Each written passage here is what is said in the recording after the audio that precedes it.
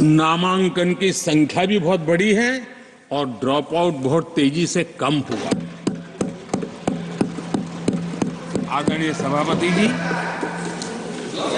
10 साल पहले 120 Eklavya model school थे।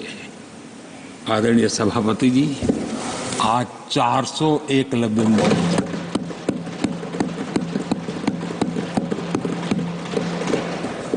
आप इन चीजों को क्यों नकारते हैं, क्यों ऐसा करते हैं, मुझे समझ नहीं आ रहा। सभापति जी, पहले एक सेंट्रल ट्राइबल यूनिवर्सिटी थी, आज 2 सेंट्रल ट्राइबल यूनिवर्सिटीज हैं।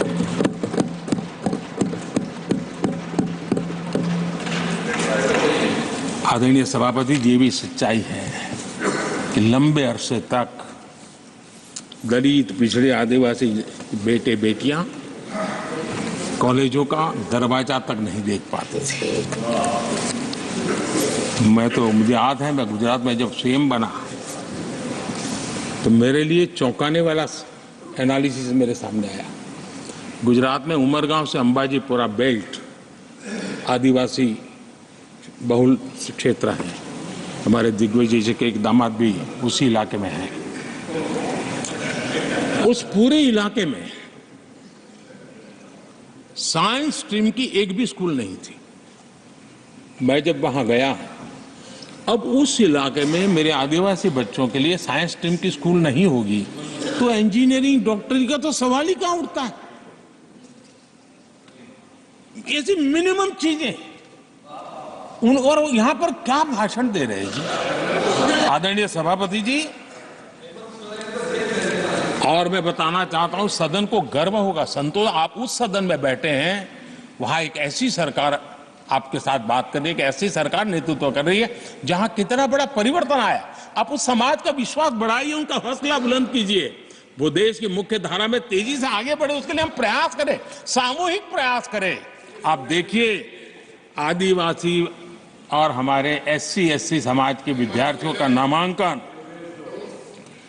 मैं कुछ आंकड़े रखना चाहता हूं। उच्च शिक्षा में SC विद्यार्थियों का नामांकन 44% बढ़ा है।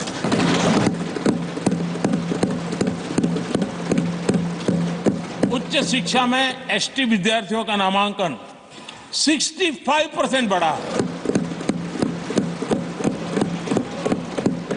हायर एजुकेशन में OBC समाज के विद्यार्थियों का नामांकन में 45% बढ़ोतरी। और जब मेरे गरीब, दलित, पिछड़े, आदिवासी, वंचित उन परिवार के बच्चे हायर एजुकेशन में जाएंगे, डॉक्टर बनेंगे, इंजीनियर बनेंगे, उस समाज के अंदर एक नया वातावरण पैदा होगा। और उस दिशा में हमारी कोशिश यही है कि मूलभूत समस्याओं का समाधान करने के लिए थोड़ा समय लगे, लेकिन मजबूती से काम करें। और इसलिए हमने एजुकेशन पर इस प्रकार से बल दे के काम किया है। कृपा करके, जानकारियों का अभाव है तो कहिए, हम जानकारियां दे देंगे, लेकिन ऐसे नैरेटिव मत बनाइए ताकि आपकी प्रतिष्ठा भी कम हो, आपके शब्द की ताकत खत्म हो जाए। आप पर दया आ जाती है कभी कभी।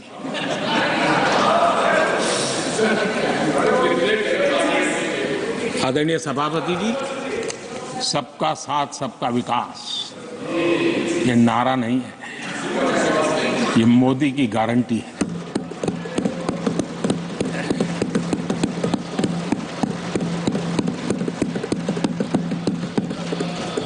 और जब इतने सारे काम करते हैं, मुझे किसी ने एक कविता लिख करके भेजी थी।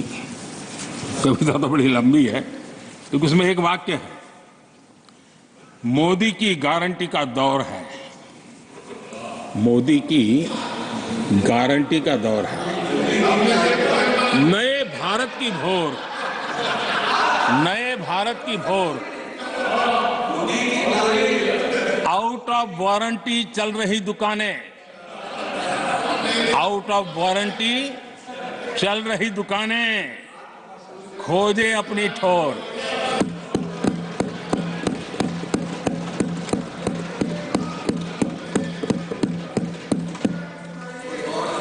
आदरणीय सभापति जी, किस प्रकार से देश में निराशा फैलाने का प्रयास।